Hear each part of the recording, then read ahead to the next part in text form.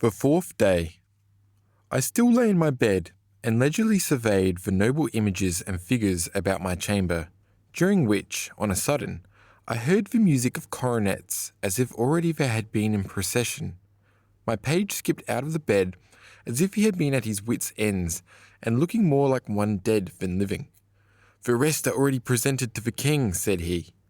I knew not what else to do but weep outright and curse my own slothfulness. I dressed myself, but my page was ready long before me, and ran out of the chamber to see how affairs might yet stand.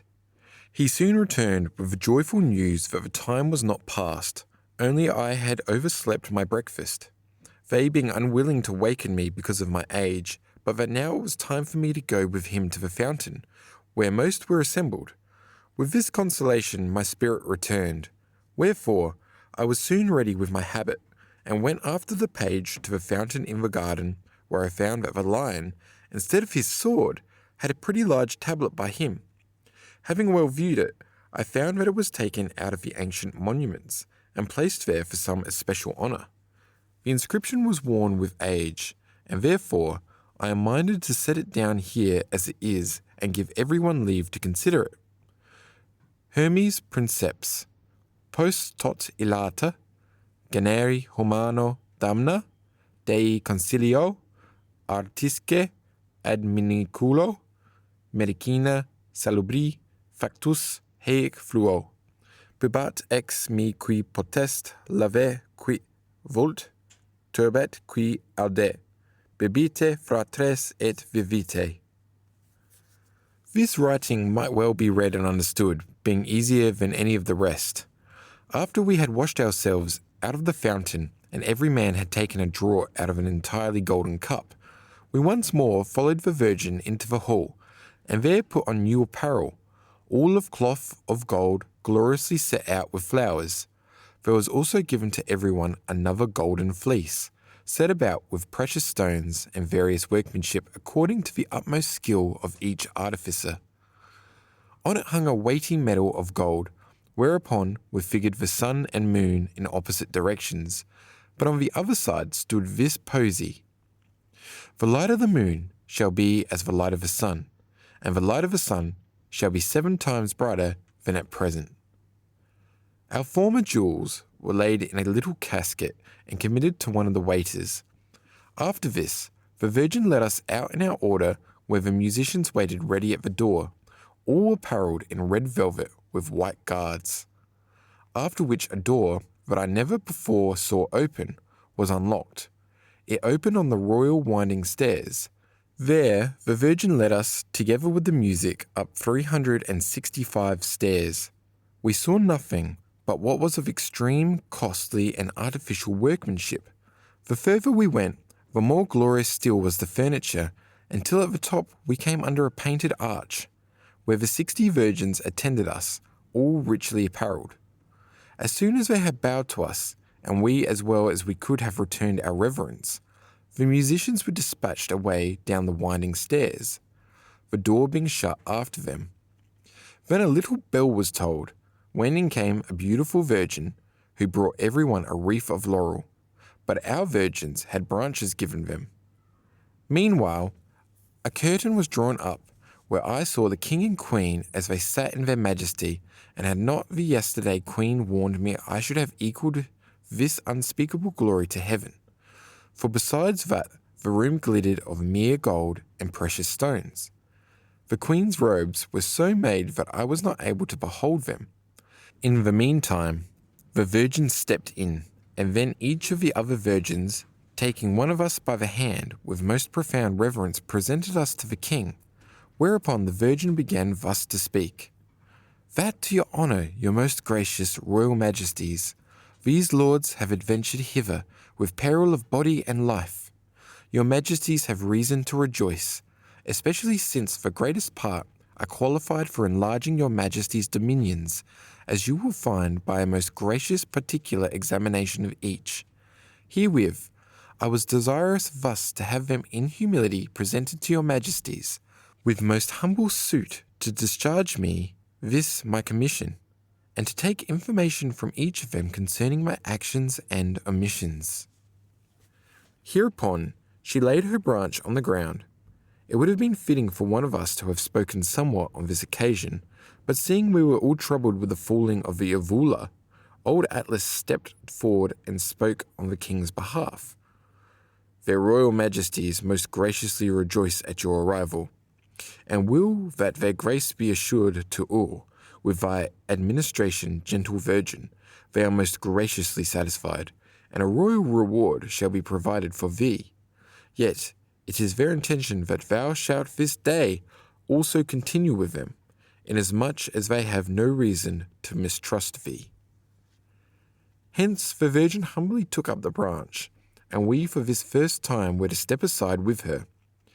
This room was square on the front, 5 times broader than it was long, but towards the west it had a great arch, like a porch, where stood in a circle 3 glorious thrones, the middlemost being somewhat higher than the rest. In each throne sat 2 persons. In the first sat a very antient king with a grey beard, yet his consort was extraordinarily fair and young. In the third throne sat a black king of middle age, and by him a dainty old matron, not crowned, but covered with a veil. But in the middle sat the 2 young persons, who though they had likewise wreaths of laurel upon their heads, yet over them hung a large and costly crown. Now, albeit they were not at this time so fair as I had before imagined to myself, yet so it was to be. Behind them, on a round form, sat for the most part antient men, yet none had any sword or other weapon about him. Neither saw I any lifeguard, but certain virgins which were with us the day before, and who sat on the sides of the arch. I cannot pass in silence how the little Cupid flew to and again there, but for the most part he hovered about the great crown. Sometimes he seated himself in between the 2 lovers, somewhat smiling upon them with his bow. Sometimes he made as if he would shoot one of us. In brief, this knave was so full of his waggery that he would not spare even the little birds, which in multitudes flew up and down the room, but tormented them all he could. The virgins also had their pastimes with him, and when they could catch him, it was no easy matter for him to get away from them again. Thus this little knave made all the sport and mirth. Before the queen stood a small but inexpressibly curious altar, wherein lay a book covered with black velvet, only a little overlaid with gold. By this stood a taper in an ivory candlestick, which, although very small, burnt continually, and stood in that manner. That had not Cupid, in sport, now and then puffed upon it, he could not have conceived it to be fire. By this stood a sphere or celestial globe, which of itself turned about. Next this was a small striking watch, by that a little crystal pipe or siphon fountain, out of which perpetually ran a clear, blood-red liquor. And last of all, there was a skull, or death's head, in which was a white serpent, of such a length that though she crept circle-wise about the rest of it, yet her tail still remained in one of the eye-holes, until her head again entered at the other. So she never stirred from her skull, unless Cupid twitched a little at her. Then she slipped in so suddenly that we could not choose but marvel at it. There were hung up and down the room wonderful images, which moved as if alive. Likewise, as we were passing out, there began such marvellous vocal music that I could not tell whether it were performed by the virgins who yet stayed behind, or by the images themselves. We being for this time satisfied, went hence with our virgins who, the musicians being already present, led us down the winding stairs, the door being diligently locked and bolted. As soon as we were come again into the hall, one of the virgins began, "I wonder, sister, that you durst adventure yourself amongst so many persons." "My sister," replied our president, "I am fearful of none so much as of this man," pointing at me. This speech went to my heart, for I understood that she mocked at my age, and indeed I was the oldest of all. Yet she comforted me by promising that in case I behaved myself well towards her, she would easily rid me of this burden. Meantime, a collation was again brought in, and everyone's virgin seated by him, who well knew how to shorten the time with handsome discourses. But what these and their sports were, I dare not blab out of school. Most of the questions were about the arts, whereby I could lightly gather that both young and old were conversant in the sciences. Still it run in my thoughts how I might become young again, whereupon I was somewhat the sadder. This the Virgin perceived, and therefore began, I dare lay anything, if I lie with him tonight, he shall be pleasanter in the morning. Hereupon they began to laugh, and albeit I blushed all over, I was fain to laugh too at my own ill luck. Now there was one there that had a mind to return my disgrace upon the Virgin, whereupon he said, I hope not only we, but the virgins themselves will bear witness that our Lady President have promised herself to be his bedfellow tonight. I should be well content with it, replied the Virgin. If I had not reason to be afraid of these my sisters, there would be no hold with them should I choose the best and handsomest for myself. My sister, presently began another, we find hereby that thy high office makes thee not proud, wherefore, if by thy permission we might be lot part for lords here present, thou shouldst, with our good will, have such a prerogative. We let this pass for a jest, and began again to discourse together, but our Virgin could not leave tormenting us, and continued, My lords, how if we should permit fortune to decide which of us must be together tonight?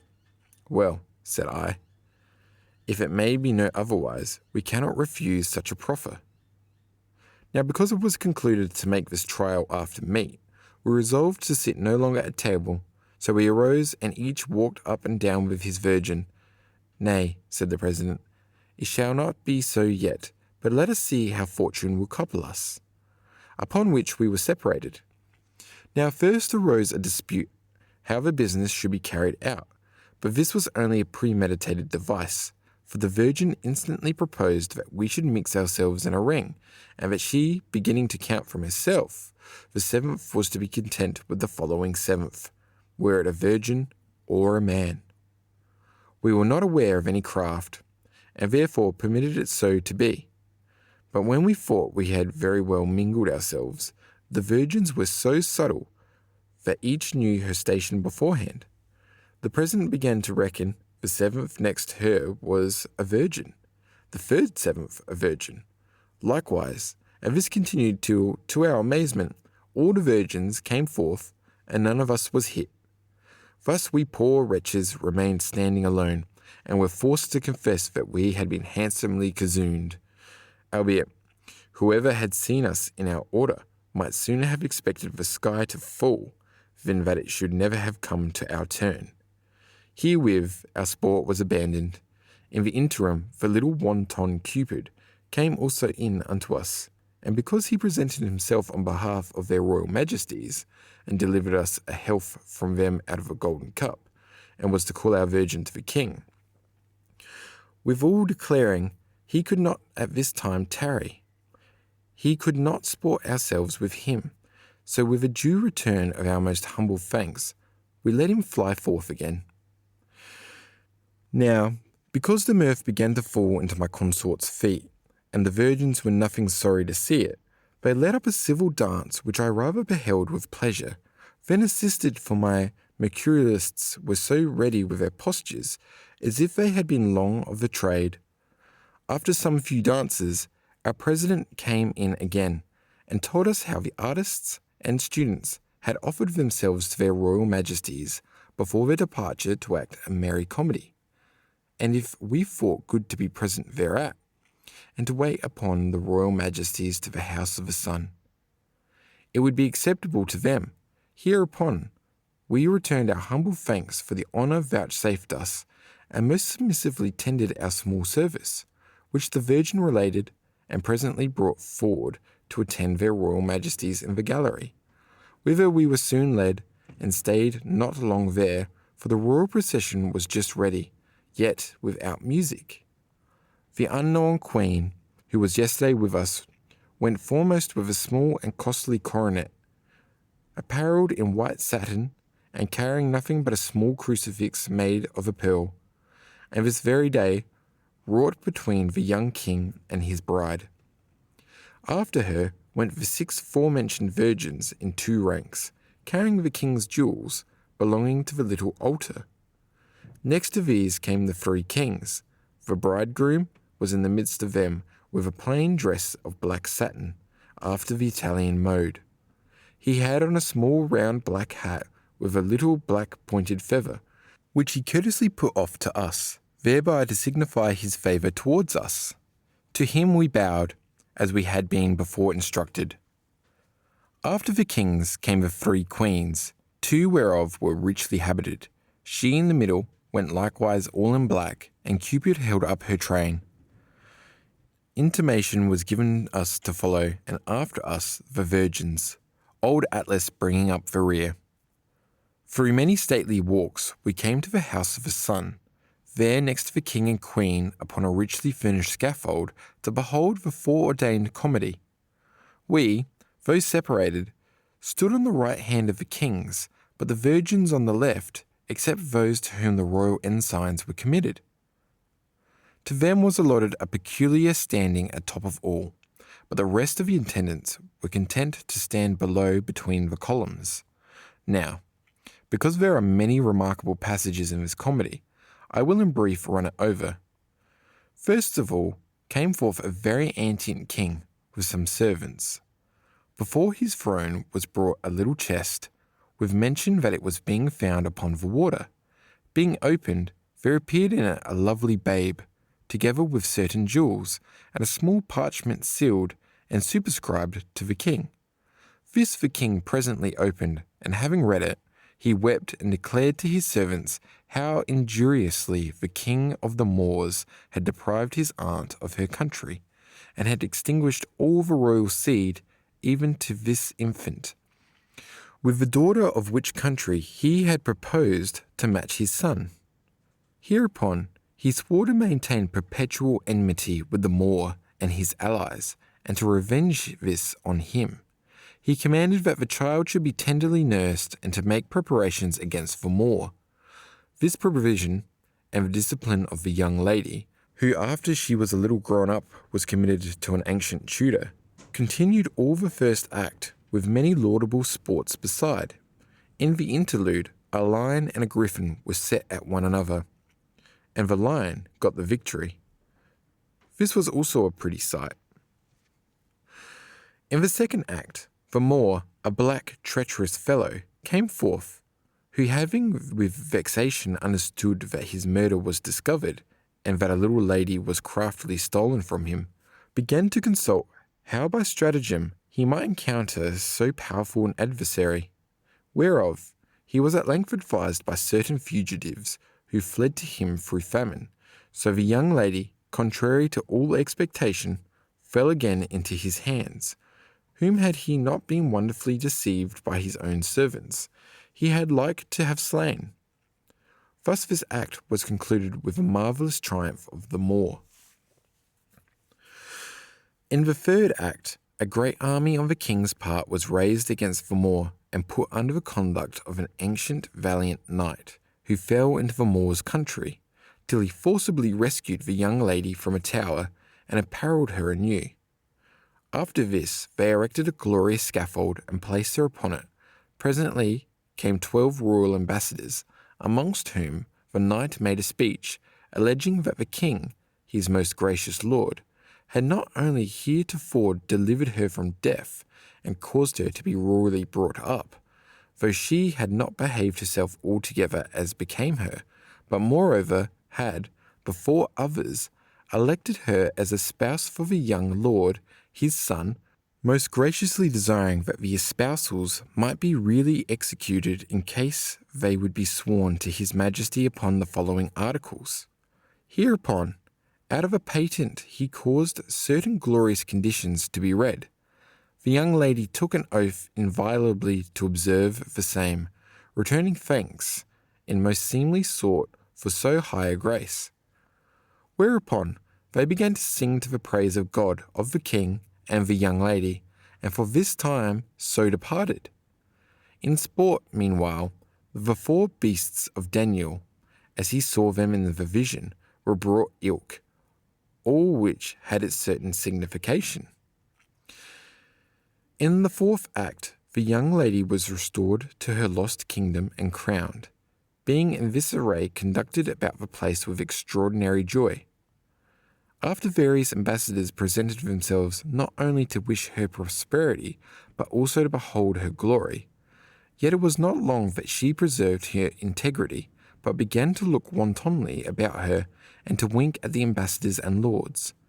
These, her manners were soon known to the Moor, who would by no means neglect such an opportunity, and because her steward had not sufficient regard to her, she was easily blinded with great promises, so that she had no good confidence in her king, but privily submitted herself to the entire disposal of the Moor, who having by her consent gotten her into his hands, he gave her word so long till all her kingdom had subjected itself to him, after which, in the third scene of this act, he caused her to be led forth, stripped naked, and then upon a scurvy wooden scaffold bound to a post, well scourged, and at last sentenced to death.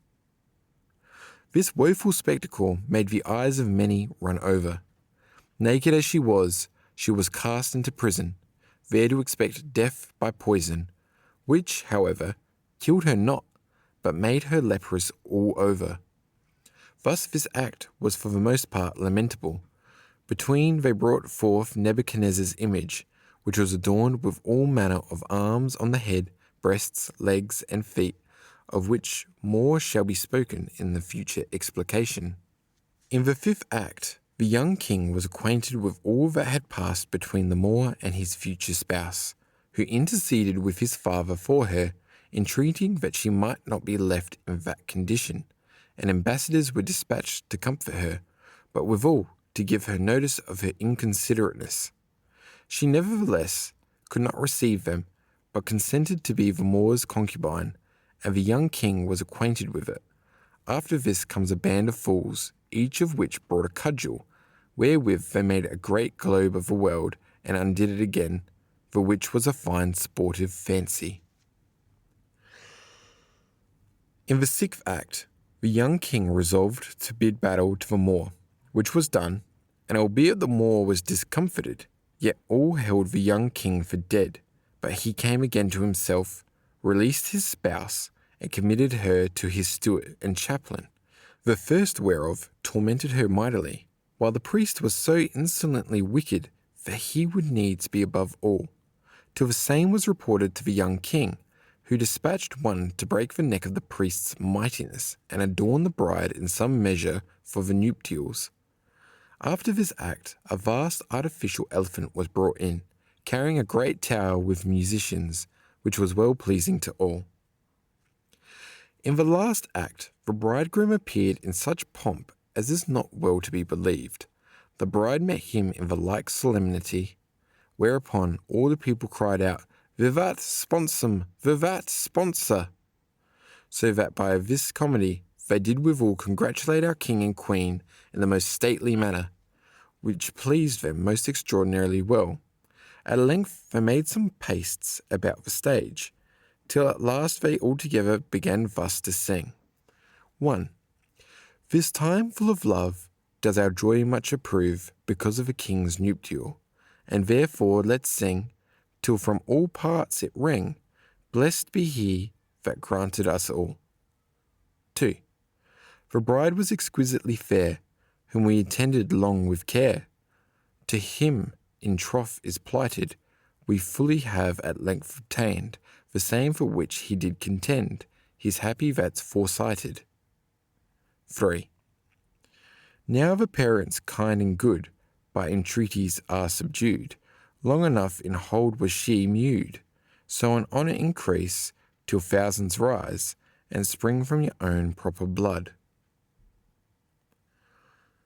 After this thanks were returned, and the comedy was finished with joy to the particular liking of the royal persons, who, the evening being already hard by, departed in their forementioned order, we attending them up the winding stairs into the previous hall, where the tables were already richly furnished.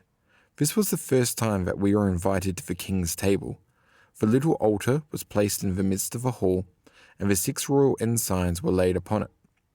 The young king behaved himself very graciously towards us, yet he could not be heartily merry.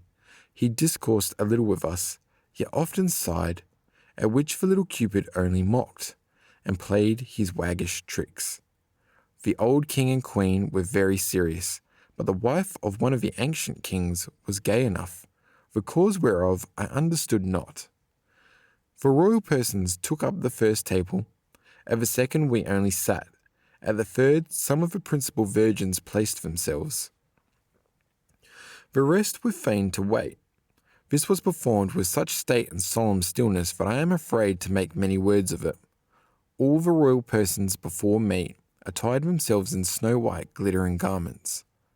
Over the table hung the great golden crown, the precious stones whereof, without other light, would have sufficiently illuminated the hall. All the lights were kindled at the small taper upon the altar. The young king frequently sent meat to the white serpent, which caused me to muse. Almost all the prattle at this banquet was made by Cupid, who could not leave us, and me especially, untormented, and was perpetually producing some strange matter. However, there was no considerable mirth, from whence I could imagine some great imminent peril. There was no music heard, and if we were demanded anything, we were fain to give short answers and so let it rest. In short, all things had so strange a face that the sweat began to trickle down over my body, and I believe that the stoutest hearted man would have lost courage. Supper being almost ended, the young king commanded the book to be reached him from the altar. This he opened and caused it again to be propounded to us by an old man, whether we resolved to abide with him in prosperity and adversity, which we, having with trembling, consented to. He further caused us sadly to be demanded whether we would give him our hands on it, which, when we could feign no reason, was fain so to be. One after another rose, and with his own hand writ himself down in this book, after which the little crystal fountain was brought near, together with a very small crystal glass, out of which all the royal persons drank. Afterwards it was reached to us, and so forward to all, and this was called the draught of silence. Hereupon all the royal persons presented us their hands, declaring that in case we did not now stick to them, we should never hereafter see them, which verily made our eyes run over. But our president engaged herself and promised largely on our behalf, which gave them satisfaction. Meantime, a little bell was tolled, at which all the royal persons waxed so mighty bleak that we were ready utterly to despair. They quickly put off their white garments and assumed entirely black ones. The whole hall was hung with black velvet, the floor covered with the same, with which also the ceiling was overspread.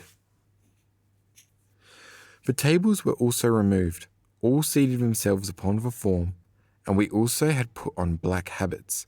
Our president, who was before gone out, comes in again, bearing 6 black taffeta scarfs, with which she bound the 6 royal persons' eyes. They were immediately brought in by the servants 6 covered coffins, which were set down, a low black seat being placed in their midst. Finally, there stepped in a coal-black, tall man, who bare in his hand a sharp axe. Now after that, the old king had been brought to the seat. His head was instantly whipped off and wrapped in a black cloth, the blood being received in a great golden goblet, and placed with him in the coffin that stood by, which, being covered, was set aside. Thus it went with the rest, so that I thought it would have come to me too. But as soon as the 6 royal persons were beheaded, the black man retired, another following, who just before the door beheaded him also, and brought back his head, which, with the axe, was laid in a little chest. This, indeed, seemed to me a bloody wedding, but because I could not tell what the event would be, I was fain to captivate my understanding, until I were further resolved. The Virgin, seeing that some of us were faint-hearted and wept, bid us be content, saying, "The life of these standeth now in your hands, and in case you follow me, this death shall make many alive." Wherewith She intimated we should go sleep and trouble ourselves no further, for they should have their due right. She bade us all good night, saying that she must watch for dead corpse. We then were conducted by our pages into our lodgings.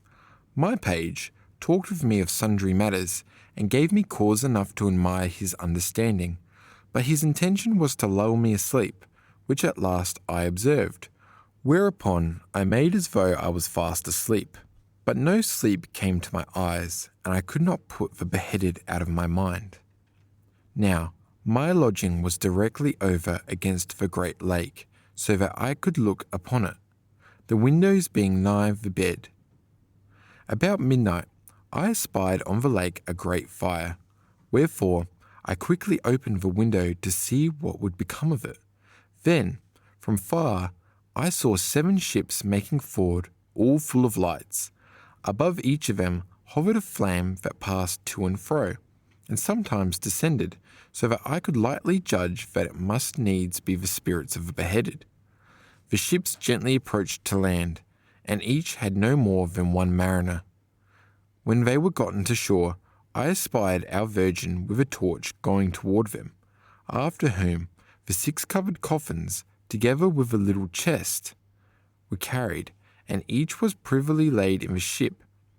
Therefore I waked my page, who hugely thanked me for having run much up and down all day. He might quite have overslept this, though he knew it. As soon as the coffins were laid in the ships, all the lights were extinguished, and the 6 flames passed back together over the lake, so that there was but 1 light for a watch in each ship. There were also some hundreds of watchmen encamped on the shore, who sent the Virgin back again into the castle, she carefully bolting all up again, so that I could judge that there was nothing more to be done this night. We again betook ourselves to rest. I only of all my company had chamber towards the lake, and saw this. Then, being extremely weary, I fell asleep in my manifold speculations. The 5th day. The night was over, and the dear wished-for day broken, when hastily I got me out of bed, more desirous to learn what might ensue than that I had sufficiently slept. After I had put on my clothes, and according to my custom was gone downstairs, it was still too early, and I found nobody else in the hall. Wherefore I entreated my page to lead me a little about the castle, and show me somewhat what was rare, who now, willing, as always, presently led me down certain steps underground to a great iron door, on which the following words were fixed in a large copper letters. These I copied and set down in my table book. After this door was opened, the page led me by the hand through a very dark passage, till we came to a little door, now only put to, for, as the page informed me, it was first opened yesterday, when the coffins were taken out, and had not since been shut. As soon as we stepped in, I espied the most precious thing that nature ever created, for this vault had no other light but from certain huge carbuncles. This was the king's treasury, but the most glorious and principal thing was a sepulchre in the middle, so rich that I wondered it was no better guarded, whereunto the page answered me that I had good reason to be thankful to my planet, by whose influence I had now seen certain pieces which no human eye, except those of the king's family, had ever viewed. This sepulchre was triangular, and had in the middle of it a kettle of polished copper. The rest was of pure gold and precious stones. In the kettle stood an angel, who held in his arms an unknown tree, whose fruit continually falling into the kettle turned into water therein, and ran out into 3 small golden kettles standing by. This little altar was supported by an eagle, an ox, and a lion, which stood on an exceedingly costly base. I asked my page what this might signify.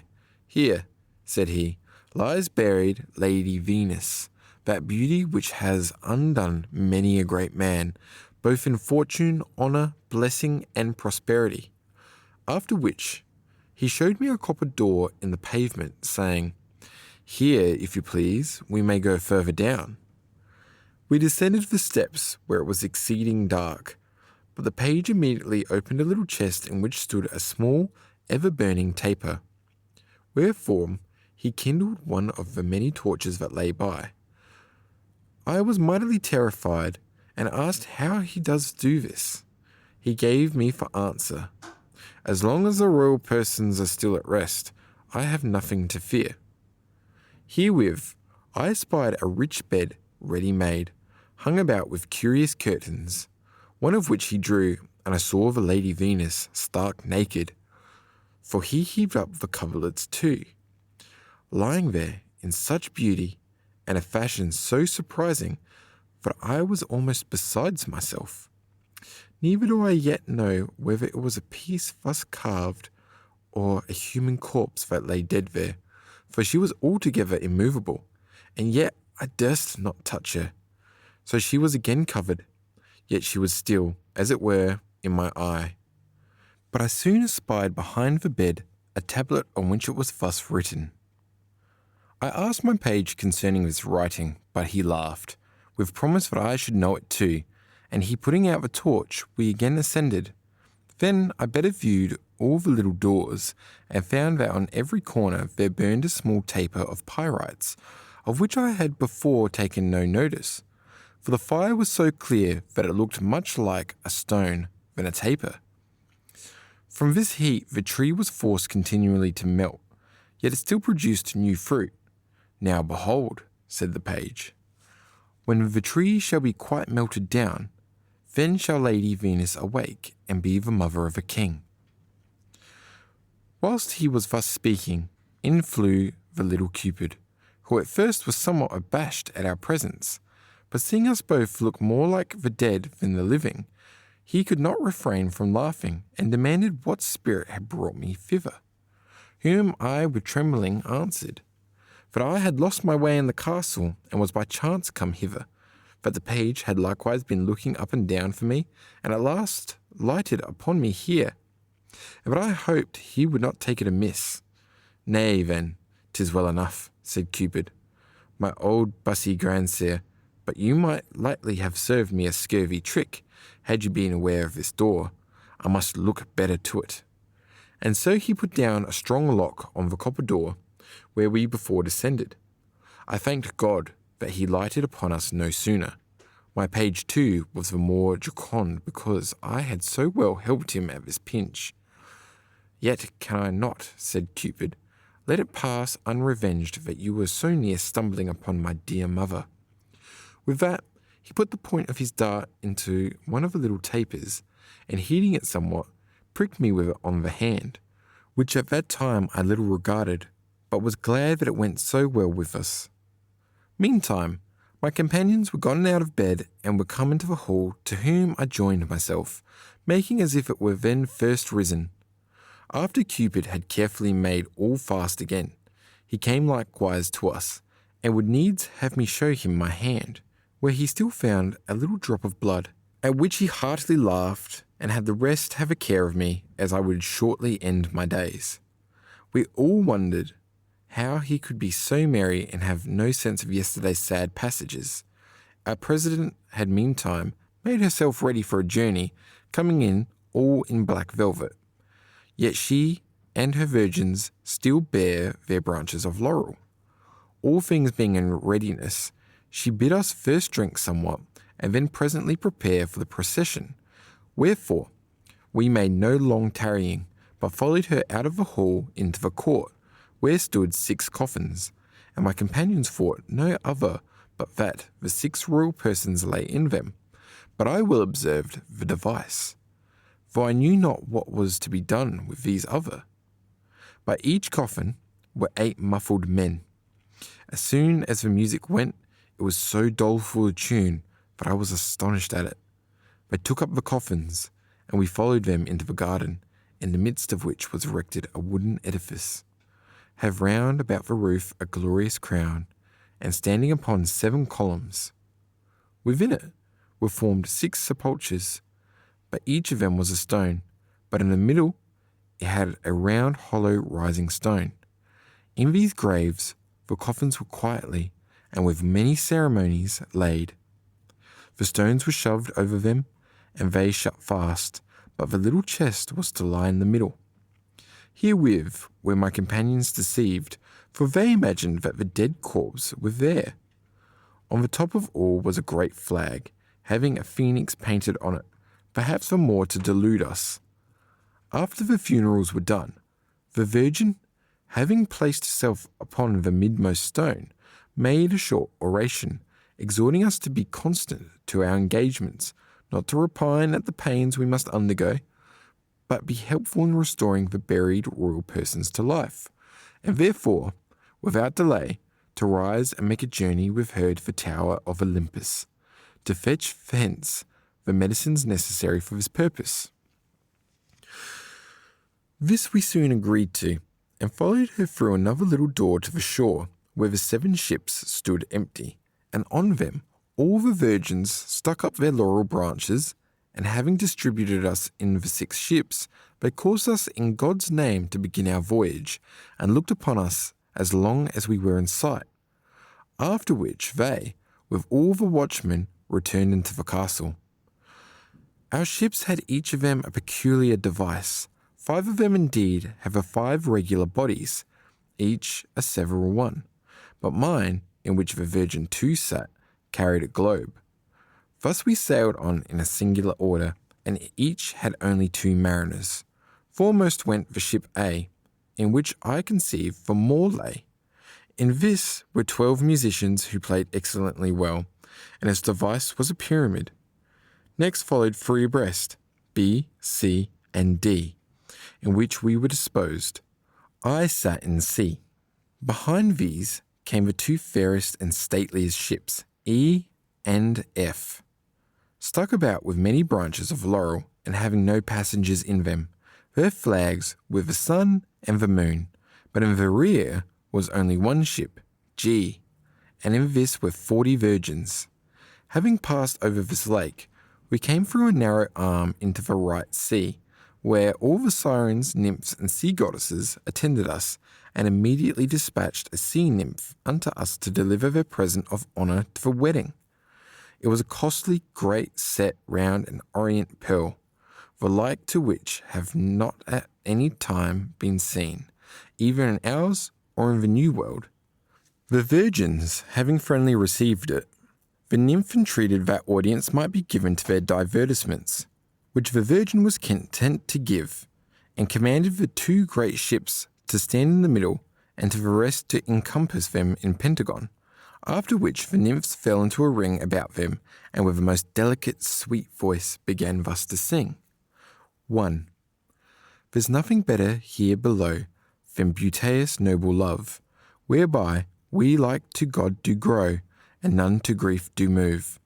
Wherefore let's chant it to the King, that all the sea wherewith may ring, we question, answer you.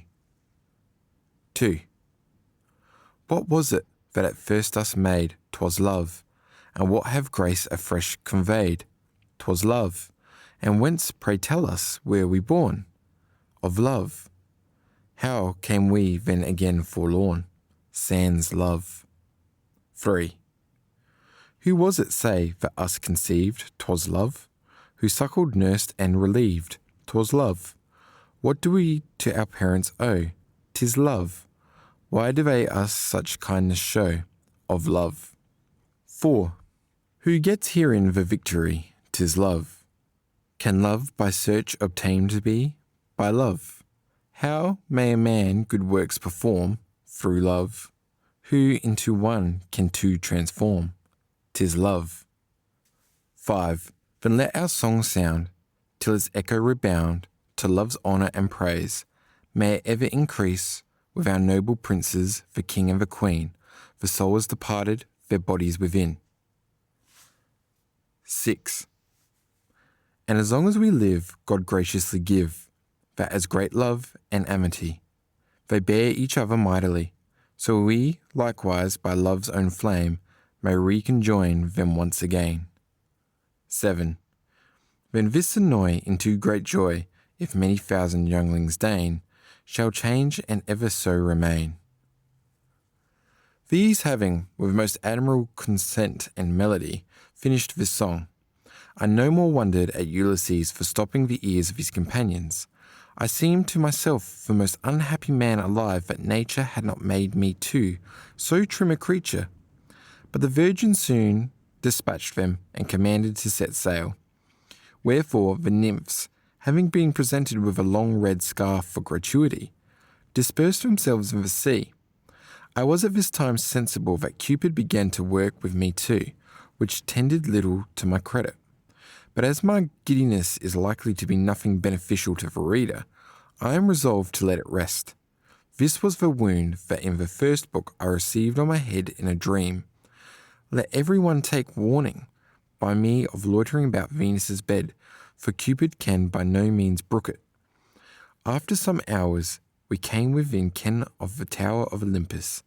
Wherefore, the Virgin commanded by the discharge of some pieces to give signal of our approach, and immediately we espied a great white flag thrust out, and a small gilded pinnace sent forth to meet us, wherein was a very antient man, the warder of the tower, with certain guards in white, by whom we were friendly received, and conducted to the tower, which was situated upon an island exactly square, and environed with a wall so firm and thick that I counted 260 paces over. On the other side was a fine meadow with certain little gardens in which grew strange and to me unknown fruits. There was an inner wall about the tower, which itself was as if 7 round towers had been built one by another. Yet the middlemost was somewhat higher, and within they all entered one into another.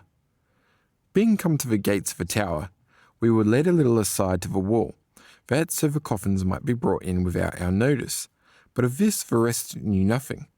We were conducted into the tower at the very bottom, which was an excellently painted laboratory, where we were fain to beat and wash plants, precious stones, and all sorts of things, extract their juice and essence, put up the same in glasses, and deliver them to be laid up. Our Virgin was so busy with us, and so full of directions, that she knew not how to give us employment enough, so that in this island we were mere drudges, till we had achieved all that was necessary for restoring the beheaded bodies. Meantime, as I afterwards learned, 3 virgins were in the first apartment washing the corpse with diligence. Having at length almost done our preparation, some broth, with a little draught of wine, was brought us, whereby I observed that we were not here for pleasure. When we had finished our day's work, everyone had a mattress laid on the ground for him, wherewith we were to content ourselves. For my part, I was not much troubled with sleep, and walking out into the garden, at length came as far as the wall, where, the heaven being very clear, I could well give away the time in contemplating the stars. By chance, I came to a great pair of stone stairs, leading to the top of a wall, and because the moon shone very bright, I was so much the more confident, and, going up, looked to a little upon the sea, which was exceedingly calm. Thus, having good opportunity to consider better of astronomy, I found that this night there would happen such a conjunction of the planets, the like to which was not otherwise suddenly to be observed. Having looked a good while into the sea, and it being just about midnight, I beheld from far the 7 flames passing over sea hitherward, and betaking themselves to the top of the spire of the tower. This made me somewhat afraid, for as soon as the flames had settled themselves, the winds rose, and made the sea very tempestuous. The noon also was covered with clouds, and my joy ended with such fear that I had scarce time enough to hit upon the stairs again, and betake myself to the tower, where I laid me down upon my mattress, and there being in the laboratory a pleasant and gently purling fountain, I fell asleep so much the sooner. And thus this 5th day too was concluded with wonders. The 6th day. Next morning, after we had awaked another, we sat together to discourse what might be the want of things. Some were of the opinion that the corpses should be enlivened again together. Others contradicted this, because the decease of the ancients was not only to restore life, but increase too to the young ones. Some imagined that they were not put to death, but that others were beheaded in their stead. Having talked a pretty while, in comes the old man, and first saluting us, looks about to see if all things were ready. We had herein so behaved ourselves that we had no fault to find with our diligence, whereupon he placed all the glasses together and put them into a case. Presently come certain youths, bringing ladders, ropes, and large wings, which they laid before us and departed. Then the old man began thus: My dear sons, one of these three things must each of you this day constantly bear about with him. It is free for you to make choice of one of them, or to cast lots. We replied that we would choose. Nay, he said, let it rather be by lot. Hereupon he made 3 little schedules, writing on one ladder, on the second rope, and on the third wings. These he laid in a hat. Each man must draw whatever he happened on what was to be his. Those who got ropes imagined themselves in the best case, but I chanced on a ladder, which hugely afflicted me, for it was 12 foot long, pretty weighty, and I must be forced to carry it, whereas the others could handsomely coil their ropes about them, and as for the wings, the old man joined them so neatly onto the third sort, as if they had grown upon them. Hereupon he turned the cock, and the fountain ran no longer, and we were fain to remove it out of the way. After all things were carried off, he, taking with him the casket and glasses, took leave, and locked the door after him. So he imagined that he had been imprisoned in this tower. But it was hardly a quarter of an hour before a round hole above was uncovered, where we saw our Virgin, who bade us good morrow, desiring us to come up. They with the wings were instantly through the hole. Only they with the ropes were in an evil plight, for as soon as ever one of us was up, he was commanded to draw up the ladder to him. At last each man's rope was hanging on an iron hook, and he climbed up as well as he could, which indeed was not compassed without blisters. When we were all well up, the hole was again covered, and we were friendly received by the Virgin. This room was the whole breadth of the tower itself, having 6 very stately vestries in a little raised and reached by 3 steps. In these we were distributed to pray for the life of the king and queen. Meanwhile the Virgin went in and out at the little door A till we had done. As soon as our process was absolved, there was brought in through the little door by 12 persons, which were formerly our musicians, a wonderful thing of longish shape, which by companions took to be a fountain, and which was placed in the middle. I well observed that the corpse lay in it, for the inner chest was an oval figure, so large that 6 persons might well lie therein, one by another. After this they again went forth, fetched their instruments, and conducted in our Virgin with her she-attendants to a most delicate voice of music. The Virgin carried a little casket, the rest only branches and small lamps or lighted torches, which last were immediately given into our hands, and we stood about the fountain in this order. First stood the Virgin, A, with her attendants in a ring round about, with the lamps and branches, C. Next stood we with our torches, B. Then the musicians in a long rank. Last of all, the rest of the virgins, D, in another long rank. Hence the virgins came, whether they dwelt in the castle or were brought in by night, I know not, for their faces were covered with delicate white linen. The Virgin opened the casket, in which was a round thing wrapped in a piece of green double taffeta. This she laid in the uppermost kettle and covered it with the lid, which was full of holes, and had besides a rim, on which she poured in some of the water which we had the day before prepared. The fountain immediately began to run, and threw 4 small pipes to drive into the little kettle. Beneath the undermost kettle were many sharp points, on which the virgins stuck their lamps, that the heat might come to the kettle, make the water seethe, which, when it began to simper, by many little holes at A, fell in upon the bodies, and was so hot that it dissolved them all, and turned them into liquor. What the above said round wrapped up thing was, My companions knew not, but I understood that it was the Moor's head, from which the water conceived so great heat. At B, round about the great kettle, there were again many holes in which they stuck their branches, but whether this was done of necessity or for ceremony, I know not. However, these branches were continually sprinkled by the fountain, hence it afterwards dropped somewhat of a deeper yellow into the kettle. This lasted for near 2 hours, the fountain still running, but more faintly. Meantime, the musicians went their way, and we walked up and down in the room, which truly was so made that we had opportunity enough to pass away our time.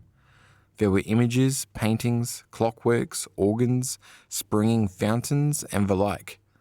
When it was near the time that the fountain ceased, the Virgin commanded a golden globe to be brought. At the bottom of the fountain was a tap, by which she let out all the matter dissolved by these hot drops, whereof certain quarts were then very red, into the globe.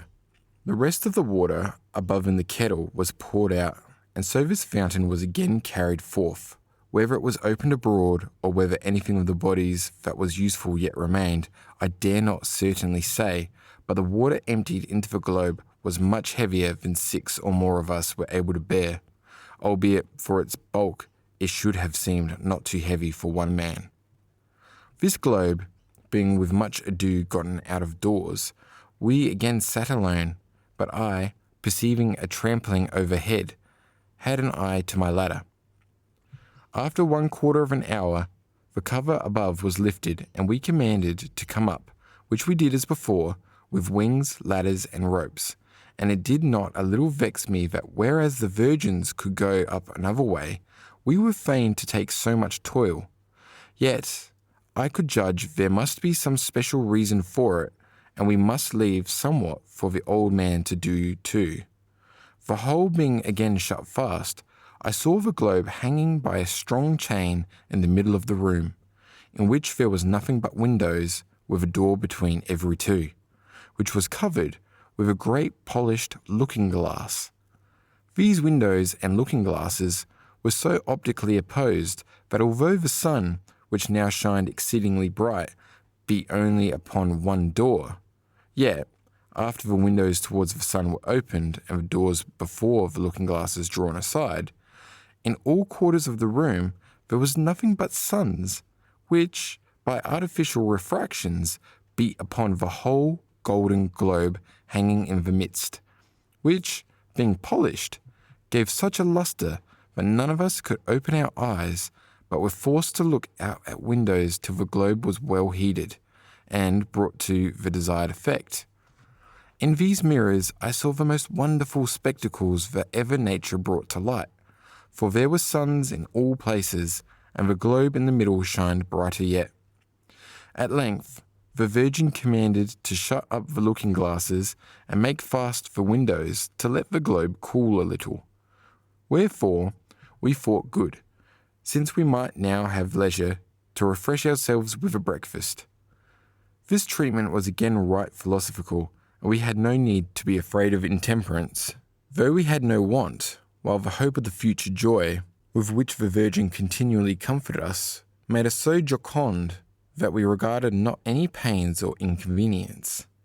I could truly say concerning my companions of high quality that their minds never ran after their kitchen or table, but their pleasure was only to attend on this adventurous psychic, and hence to contemplate the Creator's wisdom and omnipotence. After our reflection, we settled ourselves to work, for the globe was sufficiently cooled, which with toil and labour we were to lift off the chain and set upon the floor. The dispute then was how we were to get the globe in sunder, for we were commanded to divide it into the midst. The conclusion was that a sharp-pointed diamond would be best to do it, and then we had thus opened the globe, there was no redness to be seen, but a lovely great snow-white egg, and it mightily rejoiced us that this was so well brought to pass, for the Virgin was in perpetual care lest the shell might still be too tender. We stood around about this egg as jocund as if we ourselves had laid it, But the Virgin made it presently be carried forth and departed herself, locking the door behind her. What she did abroad with the egg, or whether it were privately handled, I know not, neither do I believe it. We were again to pause for 1/4 of an hour till the third hole opened, and we, by means of our instruments, came upon the 4th stone or floor. In this room we found a great copper kettle filled with silver sand, which was warmed with a gentle fire, and afterwards the egg was raked up in it, that it might therein come to perfect maturity. This kettle was exactly square. Upon one side stood these 2 verses writ in great letters: O bly to bit me li, cant I volt bit to gold. On the second side were these 3 words: sanitas nix hasta. But the third had this one word, Fiat. But on the hindmost part stood an entire inscription running thus: Quod ignis aer aqua terra, sanctus regum et reginarum nostro, cineribus eripere non potuerunt, fidelis chimicorum turba, in hanc ornum contulit eo. Now, whether the sand or egg were hereby meant, I leave the learned to dispute. Our egg, being ready, was taken out, but it needed no cracking, for the bird soon freed himself, looking very jocund, though bloody and misshapen. We first set him on the warm sand, the Virgin commanding that before we gave him anything to eat, we should be sure to make him fast, otherwise he would give us all work enough. This being done, food was brought him, which surely was nothing but the blood of the beheaded diluted with prepared water, by which the bird grew so fast under our eye, we well saw why the Virgin gave such warning of him. He bit and scratched so devilishly that, could he have had his will upon any of us, he would soon have dispatched him. Now he was wholly black and wild, wherefore other meat was brought him, perhaps the blood of another of the royal persons, whereupon all his black feathers molted and were replaced by snow white ones. He was somewhat tamer too, and more tractable, though we did not yet trust him. At the third feeding his feathers began to be so curiously coloured that I never saw the like for beauty. He was also exceedingly tame, and behaved himself so friendly with us that the Virgin consenting, we released him from captivity. "'Tis now reason," she began, "since by your diligence and our old man's consent, the bird has attained with his life and the highest perfection, that he be also joyfully consecrated by us." Herewith she commanded to bring in dinner. Since the most troublesome part of our work was now over, and it was fit we should begin to enjoy our past labours, we began to make merry together. Howbeit we had still our mourning clothes on, which seemed somewhat reproachful to our mirth. The Virgin was perpetually inquisitive, perhaps to find to which of us her future purpose might prove serviceable. But her discourse was, for the most part, about melting, and it pleased her well when anyone seemed expert in such compendious manuals as do peculiarly commend an artist. This dinner lasted not above 3/4 of an hour, which we yet for the most part spent with our bird, whom we were fain constantly to feed with his meat, though he continued much at the same growth. After dinner, we were not long suffered to digest our food, for the Virgin, together with the bird, departed from us, and the 5th room was opened, which we reached after the former manner, and tended our service. In this room, a bath was prepared for our bird, which was so coloured with a fine white powder that it had the appearance of milk. It was cool when the bird was set into it, and he was mighty well pleased with it, drinking of it and pleasantly sporting in it. But after it began to heat by reason of the lamps placed under it, we had enough to do to keep him in the bath. We therefore clapped a cover on the kettle, and suffered him to thrust out his head through a hole, till he had lost all his feathers in this bath, and was as smooth as a newborn babe. Yet the heat did him no further harm. In this bath the feathers were quite consumed, and the bath was thereby turned into blue. At length we gave the bird air, who of himself sprung out of the kettle, and was so glitteringly smooth that he was a pleasure to behold him. But because he was still somewhat wild, we were fain to put a collar with a chain about his neck, and so led him up and down the room. Meantime, a strong fire was made under the kettle, and the bath sodden away till it all came to a blue stone, which we took out, and, having pounded it, we ground it on a stone, and finally with this colour painted the bird's whole skin over, who then looked much more strangely, for he was all blue except the head, which remained white. Herewith our work in the story was performed, and we, after the Virgin with her blue bird was departed from us, were called up a hole to the 6th story, where we were mightily troubled, for in the midst a little altar, every way like that in the king's hall, was placed. Upon it stood the 6 forementioned particulars, and he himself, the bird, made the 7th. First of all, the little fountain was set before him, out of which he drank a good draught. Afterwards, he pecked upon the white serpent till she bled mightily. This blood we received in a golden cup, and poured down the bird's throat, who was mighty averse from it. Then we dipped the serpent's head in the fountain, upon which she again revived and crept into her death's head, so that I saw her no more for a long time. Meanwhile, the sphere turned constantly on until it made the desired conjunction. Immediately the watch struck 1, upon which there was going another conjunction. Then the watch struck 2. Finally, whilst we were observing the 3rd conjunction, and the 3rd was indicated by the watch, the poor bird of himself submissively laid down his neck upon the book, and willingly suffered his head to be smitten off by one of us, hereto chosen by lot. Howbeit he yielded not one drop of blood till he was opened on the breast, and then the blood spun out so fresh and clear as if it had been a fountain of rubies. His death went to the heart of us, yet we might well judge that a naked bird would stand us in little stead. We removed the little altar, and assisted the Virgin to burn the body, together with the little tablet hanging by, to ashes, with fire kindled at the little taper, afterwards to cleanse the same several times, and to lay them in a box of cypress wood. Here I cannot conceal what a trick I, with 3 more, was served. After we had diligently taken up the ashes, the Virgin began to speak thus: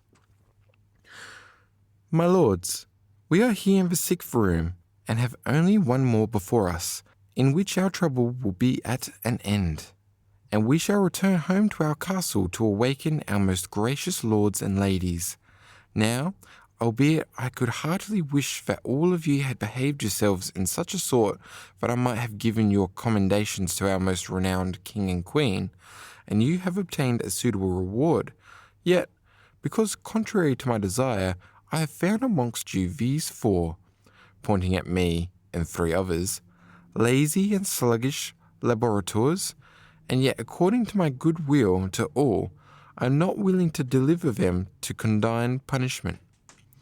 However, that such negligence may not remain wholly unpunished, I purpose that they shall be excluded from the future 7th and most glorious action of all the rest, and so they shall incur no further blame from their royal majesties.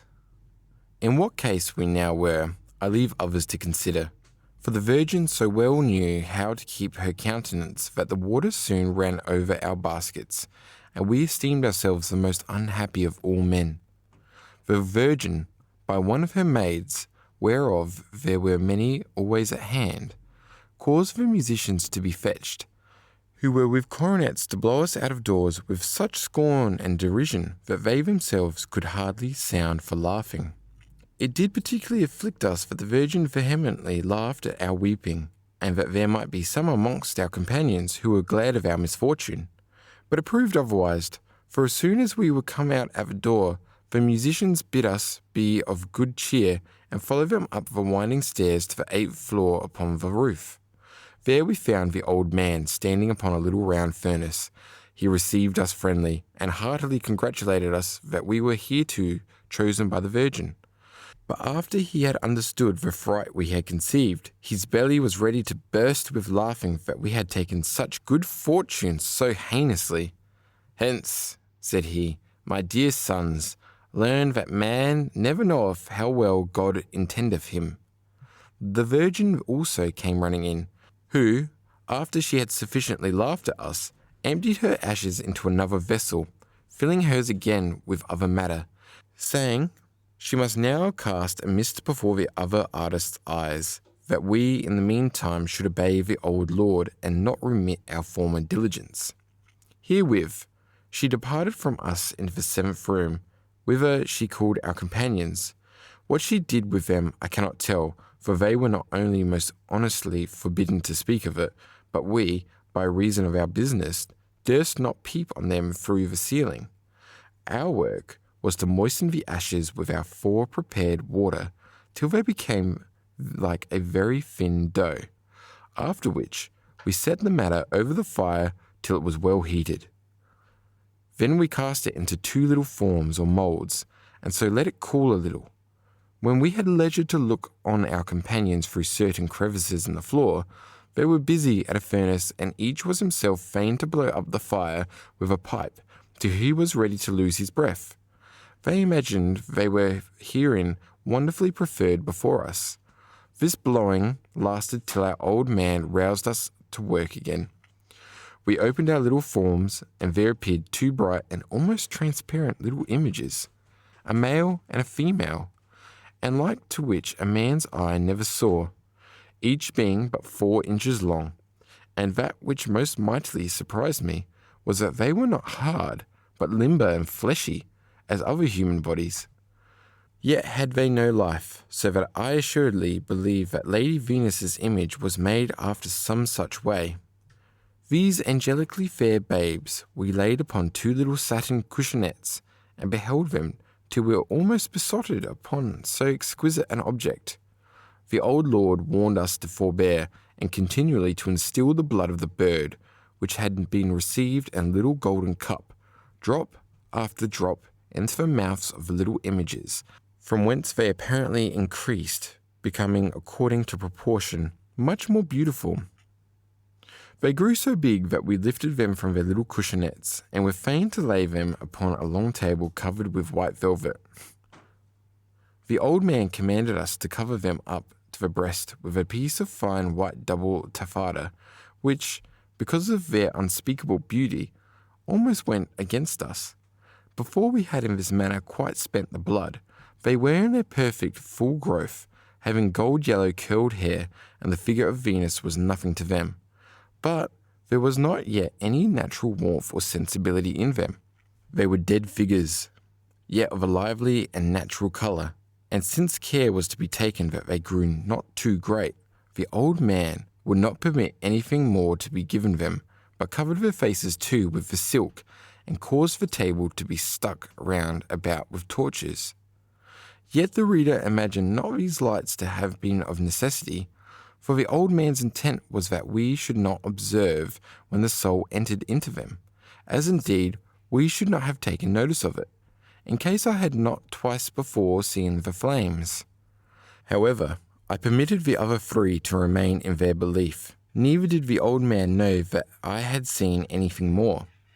Hereupon he bid us sit down on a bench over against the table. The Virgin came in with the music and all furniture, and carried 2 curious white garments, the like to which I had never seen in the castle. I thought no other, but they were mere crystal, but they were gentle and not transparent. These she laid upon a table, and after she had disposed her virgins upon a bench round about, she and the old man began many legerdemain tricks about the table, which were done only to blind. All this was managed under the roof, which was wonderfully formed, for on the inside it was arched into 7 hemispheres, of which the middlemost was somewhat the highest, and had at top a little round hole, which was shut and was observed by none but myself. After many ceremonies stepped in 6 virgins, each of which bare a large trumpet, ruled about with a green, glittering and burning material like a wreath, one of which the old man took, and after he had removed some of the lights at top and uncovered their faces, he placed one of the trumpets upon the mouth of one of the bodies in such manner that the upper and wider part of it was directed towards the forementioned hole. Here my companions always looked upon the images, but as soon as the foliage or wreath about the shank of the trumpet was kindled, I saw the hole at top open and a bright stream of fire shoot down the tube and pass into the body, whereupon the hole was again covered and the trumpet removed. With this device, my companions were deluded into imagining that life came to the image by the fire of the foliage, for as soon as he received his soul, he twinkled his eyes, though scarcely stirring. The second time he placed another tube upon its mouth, kindled it again, and the soul was let down through the tube. This was repeated upon each of them 3 times, after which all the lights were extinguished and carried away. The velvet carpets of the table were cast together over them, and immediately a travelling bed was unlocked and made ready, into which, thus wrapped up, they were borne, and, after the carpets were taken off them, neatly laid by each other, where, with the curtains drawn before them, they slept a good while. It was now time for the Virgin to see how the other artists behaved themselves. They were well pleased because they were to work in gold, which is indeed a piece of this art, but not the most principal, necessary, and best. They had 2 a part of these ashes, so that they imagined that the whole bird was provided for the sake of gold, and that life must thereby be restored to the deceased. Meantime, we sat very still, attending when our married couple would wake, and thus about half an hour was spent. Then the wanton Cupid presented himself, and after he had saluted us all, flew to them behind the curtain, tormenting them till they waked. This happened to them with very great amazement, for they imagined that they had slept from the hour in which they were beheaded. Cupid, after he had awakened them, and renewed their acquaintance one with another, stepped aside and permitted them to recruit their strength, meantime playing his tricks with us, and at length he would need have the music fetched to be somewhat the merrier. Not long after the Virgin herself comes, and having most humbly saluted the young king and queen, who found themselves somewhat faint, and having kissed their hands, she brought them the 2 forementioned curious garments, which they put on, and so stepped forth. There were already prepared 2 very curious chairs, wherein they placed themselves, and were by us with most profound reverence congratulated, for which the king, in his own person, most graciously returned his thanks, and again reassured us of all grace. It was already about 5 o'clock, wherefore they could make no longer stay, but as soon as ever the chiefest of their furniture could be laden, we were to attend the young royal persons down the stairs, through all doors and watches unto the ship, in which they embarked, together with certain virgins and Cupid, and sailed so swiftly that we soon lost sight of them. Yet they were met, as I was informed, by certain stately ships, and in 4 hours' time they made many leagues out at sea. After 5 o'clock, the musicians were charged to carry all things back to the ships, and to make themselves ready for the voyage. But because this was somewhat long a-doing, the old lord commanded forth a party of his concealed soldiers, who had hitherto been planted in the wall, so that we had taken no notice of any of them. Whereby I observed that the tower was well guarded against opposition. These soldiers made quick work of our stuff, so that no more remained to be done but to go to supper. The table being completely furnished, the Virgin brings us again to our companions, where we were to carry ourselves as if we had truly been in a lamentable condition. While they were always smiling one upon another, though some of them too sympathized with us, at this supper the old lord was with us, who was a most sharp inspector over us, for none could propound anything so discreetly but that he knew how to confute or amend it, or at least to give some good document upon it. I learned most by this lord, and it were good that each would apply himself to him, and take notice of his procedure, for then things would not so often and untowardly miscarry. After we had taken our nocturnal refection, the old lord led us into his closets of rarities dispersed among the bulwarks, where we saw such wonderful productions of nature and other things which man's wit in imitation of nature had invented, that we needed a year sufficiently to survey them. Thus we spent a good part of the night by candlelight.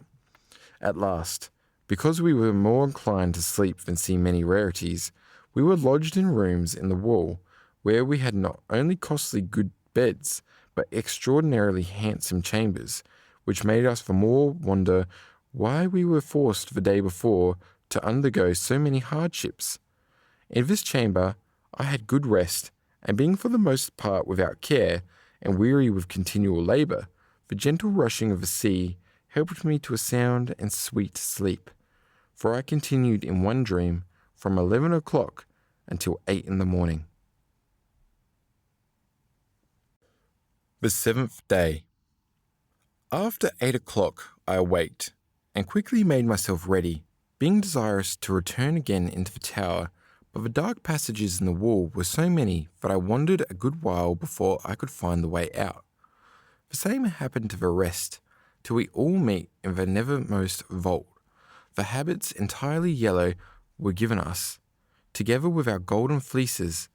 At that time the Virgin declared to us that we were knights of the golden stone, of which we were before ignorant. After we had made ourselves ready and taken our breakfast, the old man presented each of us with a medal of gold. On the one side stood these words, R. Nat. Me. On the other these, Tem. Na. F. Exhorting us to enterprise nothing beyond and against this token of remembrance. Herewith we went forth to the sea, where our ships lay so richly equipped that it was not well possible that such brave things must first have been brought together thither. The ships were 12 in number, 6 of ours and 6 of the old lord's, who caused his to be freighted with well-appointed soldiers, but he betook himself to us in our ship, where we were all together. And the first the musicians seated themselves, of which the old lord had also a great number. They sailed before us to shorten the time. Our flags were the 12 celestial signs, and we sat in Libra. Besides other things in our ship had a noble and curious clock, which showed us all the minutes. The sea was so calm that it was a singular pleasure to sail, but that which surpassed all was the old man's discourse, who so well knew how to pass away our time with wonderful histories, that I could have been content to sail with him all my life long. The ships passed on, and before we had sailed 2 hours, the mariner told us that he saw the whole lake almost covered with ships, by which we conjectured they were come out to meet us, which proved true, for as soon as we were gotten out of the sea into the lake of the aforementioned river, there stood in us 500 ships, one of which sparkled with gold and precious stones, and in it sat the king and queen, with lords, ladies, and virgins of high birth. As soon as they were well in ken of us, the pieces were discharged on both sides, and there was such a din of trumpets, shalms, and kettledrums, that all the ships upon the sea captured again. As soon as we came near, they brought about our ships together, and so made a stand. Old Atlas stepped forth on the king's behalf, making a short but handsome oration, wherein he welcomed us, and demanded whether the royal presents were in readiness. The rest of my companions were in a huge amazement, whence this king should arise, for they imagined no other but that they must again awaken him. We suffered them to continue in their wonderment, and carried ourselves as if it seemed strange to us too. After Atlas's oration, out steps our old man, making somewhat a larger reply, wherein he wished the king and queen all happiness and increase. After which he delivered a curious small casket, but what was in it I know not. It was committed to the custody of Cupid, who hovered between them both.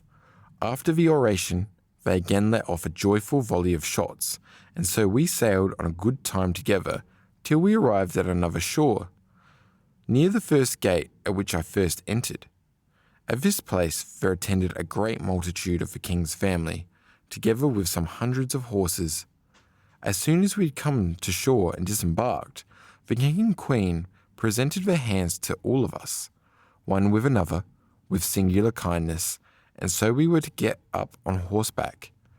Here I desire to have the reader friendly entreated not to interpret the following narration to any vainglory of mine, but to credit me that had there been not a special necessity in it, I could well have concealed the honour which had showed me. We were all distributed amongst the lords, but our old lord and I, most unworthy, were to ride even with the king, each of us bearing a snow-white ensign with a red cross. I indeed was made use of because of my age, for we both had long grey beards and hair. I had besides fastened my tokens round about my hat, of which the young king soon took notice, and demanded if I were he who could at the gate redeem these tokens. I answered yes in the most humble manner, but he laughed on me, saying there henceforth needed no ceremony. I was master father. Then he asked me wherewith I had redeemed them. I answered, with water and salt. Whereupon he wondered who had made me so wise, upon which I grew somewhat more confident and recounted how it had happened to me with my bread, the dove, and the raven. He was pleased with it, and said expressly that it must needs be that God had herein vouchsafed me a singular happiness. Herewith we came to the first gate, where the porter with the blue cloth waited, bearing in his hand a supplication. As soon as he spied me even with the king, he delivered me the supplication, most humbly beseeching me to mention his ingenuity before me towards the king. So in the first place, I demanded of his majesty that the condition of his porter was, who friendly answered me, that he was a very famous and rare astrologer, always in high regard with the Lord his father, but having on a time committed a fault against Venus, and beheld her in her bed of rest. This punishment was imposed upon him, that he should so long wait at the gate till one should release him from hence. I replied, may he then be released? Yes, said the king, if anyone can be found that has as highly transgressed as himself, he must stand in his stead, and the other shall be free. This word went to my heart.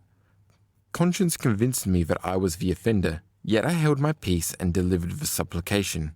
As soon as the king had read it, he was mightily terrified, so that the queen who, with our virgins and the other queen whom I mentioned at the hanging of the weights, rode behind us, asked him what the letter might signify, but he, putting up the paper, began to discourse of other matters, till in about 3 hours we came quite to the castle, where he alighted and waited upon the king into his hall, who called immediately for the old Atlas to come to him in a little closet, and showed him the writing. Atlas made no long tarrying, but rode out to the porter to take better cognizance of the matter. After which the young king, with his spouse and other lords, ladies, and virgins, sat down. Then began our virgin highly to commend the diligence we had used and the pains and labour we had undergone, requesting we might be royally rewarded, and that she henceforth might be permitted to enjoy the benefit of her commission.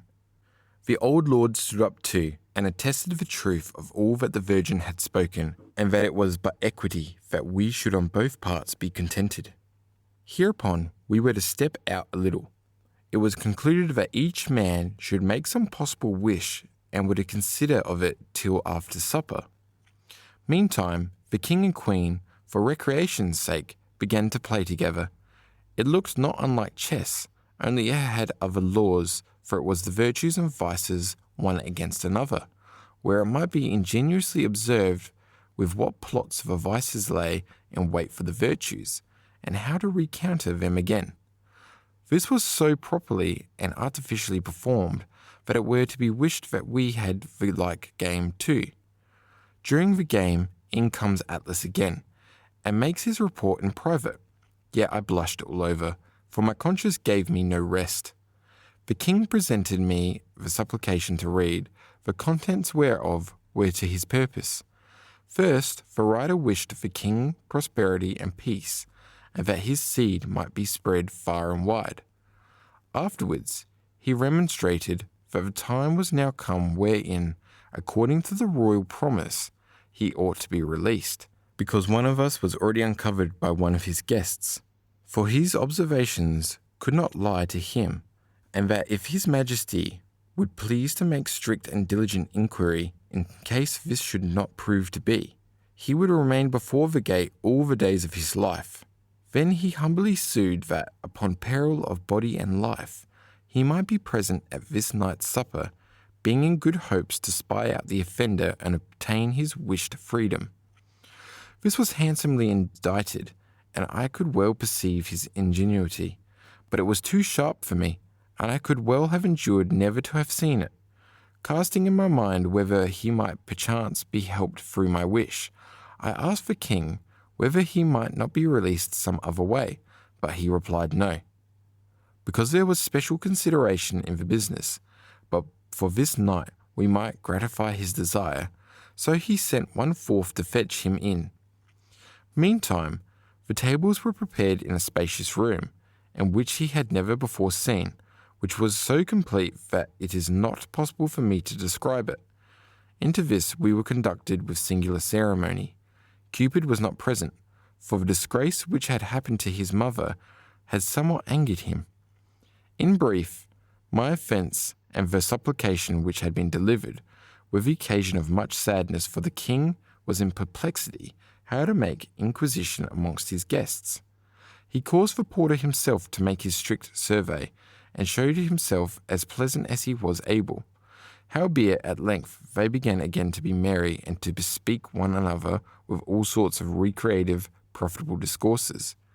The treatment and other ceremonies then performed, it was not necessary to declare, since it is neither the reader's concern nor serviceable to my design. But all exceeded more in invention than that we were overcharged with drinking. This was the last and noblest meal at which I was present. After the banquet, the tables were suddenly taken away, and certain curious chairs placed around in circle, in which we, together with the king and queen, both their old men, the ladies and virgins, were to sit. After this, a very handsome page opened the above-mentioned glorious little book, when Atlas, immediately placing himself in the midst, bespoke to us the ensuing purpose: that his royal majesty had not yet committed to oblivion the service we had done him, and therefore, by way of retribution, had elected each of us knights of the golden stone. That it was, therefore, further necessary not only once again to oblige ourselves towards his royal majesty, but to vow upon the following articles, and then his royal highness would likewise know how to behave himself towards his high people. Upon which he caused the page to read over these articles. 1. You, my lords the knights, shall swear that you will at no time ascribe your order either unto any devil or spirit, but only to God, your Creator, and his handmaid nature. 2. That you will abominate all whoredom, incontinency, and uncleanness, and not defile your order with such vices. 3. That you, through your talents, will be ready to assist all that are worthy and have need of them. 4. That you desire not to employ this honour to worldly pride and high authority. 5. That you shall not be willing to live longer than God will have you. At this last article we could not choose but laugh, and it may well have been placed there for a conceit.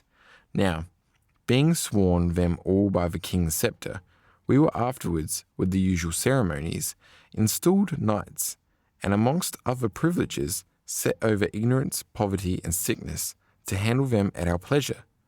This was afterwards ratified in a little chapel, whither we were conducted in a procession, and thanks returned to God for it.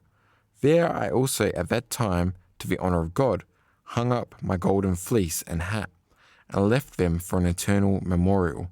And because everyone was to write his name there, I writ thus: Summa scientia nihil scire. Fava Christianus Rosenkreutz, equis aureae lapidis anno 1459. Others writ differently, each as seemed him good, after which we were again brought into the hall, where being sat down, we were admonished quickly to bethink ourselves what every one would wish. The king and his party retired into a little closet to give audience to our wishes.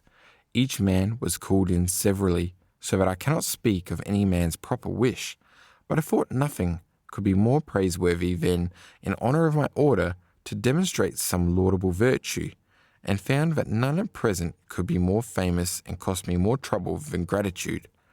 Wherefore, not regarding that I might well have wished somewhat more agreeable to myself, I vanquished myself, and concluded, even with my own peril, to free the porter, my benefactor. Being called in, I was first demanded whether, having read the supplication, I had suspected nothing concerning the offender, upon which I began undauntedly to relate how all the business had passed, how, through ignorance, I fell into that mistake, and so offered myself to undergo all that I had hereby demerited. The king and the rest of the lords wondered mightily at so unhoped-for confession, and wished me to step aside a little. And as soon as I was called in again, Atlas declared to me that, although it were grievous to the king's majesty that I, whom he loved above others, was fallen into such a mischance, yet, because it was not possible for him to transgress his ancient usages, he knew not how else to absolve me but that the other must be at liberty, and I placed in his stead. Yet he would hope that some other would soon be apprehended, that so I might be able to go home again. However, no release was to be hoped for till the marriage feast of his future son. This sentence near cost me my life, and I first hated myself and my twattling tongue in that I could not hold my peace. Yet at last I took courage, and because I considered there was no remedy, I related how this porter had bestowed a token on me and commanded me to the other, by whose assistance I stood upon the scale, and so was made partaker of all the honour and joy already received. And therefore, now it was equal that I should show myself grateful to my benefactor, and was willing gently to sustain inconvenience for his sake, who had been helpful to me in coming to so high place. But if my wish anything might be effected, I wished myself at home again, and that so he by me, as I by my wish, might be at liberty. Answer was made me, and the wishing stretched not so far, yet it was very pleasing to his royal majesty that I had behaved myself so generously, and he was afraid I might still be ignorant into what a miserable condition I had plunged myself through with curiosity. Hereupon the good man was pronounced free, and I, with a sad heart, was fain to step aside. The rest were called for after me, and became jocundly out again, which was still more to my smart, for I imagined no other but that I must finish my life under the gate. I had also many pensive thoughts running in my head as to what I should yet undertake, and wherewith to spend the time. At length I considered that I was now old, and according to the course of nature, had few more years to live, that this anguish and melancholy life would easily dispatch me, and then my door-keeping would be at an end, and that by a most happy sleep I might quickly bring myself into the grave. Sometimes it vexed me that I had seen such gallant things, and must be robbed of them. Sometimes it rejoiced me that before my end I had been accepted to all joy, and should not be forced so shamefully to depart. Thus this was the last and worst shock that I sustained. During these my cogitations, the rest were ready.